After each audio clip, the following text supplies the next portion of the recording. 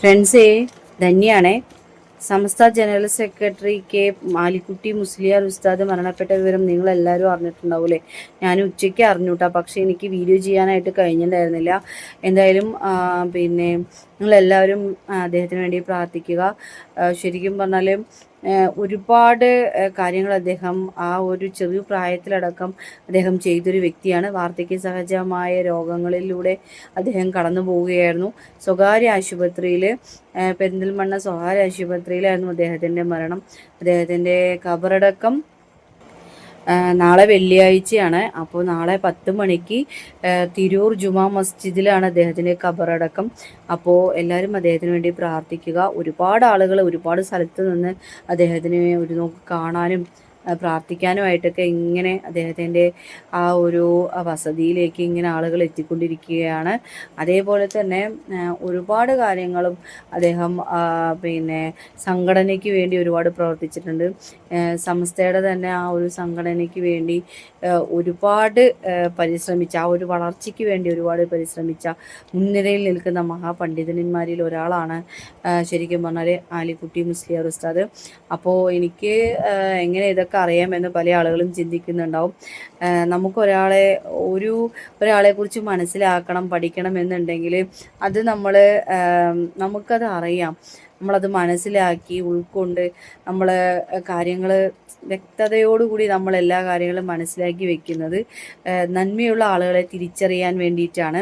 അതുപോലെ തന്നെ 100 കണക്കിന് ശിഷ്യന്മാരാണ് അദ്ദേഹത്തിൻ്റെ കീഴിലുള്ളത്. ഒരുപാട് മക്കളെ, അതായത് ലഹരിക്ക് അടിമപ്പെടാതെ നല്ല രീതിക്ക് വളർത്തിക്കൊണ്ടുവന്ന്, അല്ലെങ്കിൽ ഒരുപാട് ആ കുട്ടികൾക്ക് വിദ്യാഭ്യാസം കൊടുക്കാനൊക്കെ അദ്ദേഹത്തിന് സാധിച്ചിട്ടുണ്ട്. അതേപോലെ തന്നെ അദ്ദേഹം ഒരു എന്താ പറയുക, അദ്ദേഹത്തിൻ്റെ സ്ഥാപനം ഉണ്ട് കേട്ടോ. പട്ടിക്കാട് ജാമിയ നൂറിയ അറബിക് കോളേജിലെ ബിരുദം നേടിയിട്ടുണ്ടായിരുന്നു. ഫൈസി ബിരുദം നേടിയിട്ടുണ്ടായിരുന്നു. അതേ അറബിക് കോളേജിൽ തന്നെ അദ്ദേഹം 2003 എന്താ പറയുക, പ്രിൻസിപ്പലായിട്ട് ജോലി ചെയ്തിട്ടുണ്ട് അദ്ദേഹം. അപ്പോൾ ഒരുപാട് കാലം അദ്ദേഹത്തിൻ്റെ ആയുസ് മുഴുവനും നന്മയ്ക്ക് വേണ്ടിയാണ് അദ്ദേഹം മുന്നോട്ട് പോയിട്ടുണ്ടായിരുന്നത്.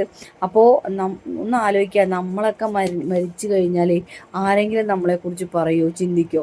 വെറും വിമർശനങ്ങളും വർഗീയത ഉണ്ടാക്കാനല്ലാതെ വേറെ എന്താ കഴിയല്ലേ? ചില ആളുകളെക്കുറിച്ചാണ് ഞാൻ ഈ പറയുന്നത് കേട്ടോ. ഇദ്ദേഹമൊക്കെ ഇതപ്പോൾ ആലിക്കുട്ടി ഉസ്താദൊക്കെ മരിച്ചപ്പോഴേ, അല്ലെങ്കിൽ ആ ഒരു മരണപ്പെട്ടപ്പോഴേ, ആ ഒരു ഖബറടക്കണത് ദിവസം നോക്കിയേ, നല്ലൊരു ദിവസമാണ് അത്. നാളെ ജുമാ മുബാറക്ക്, ആ ഒരു സമയത്താണ് അദ്ദേഹത്തിൻ്റെ ഖബറടക്കം നടക്കാൻ പോകുന്നത്.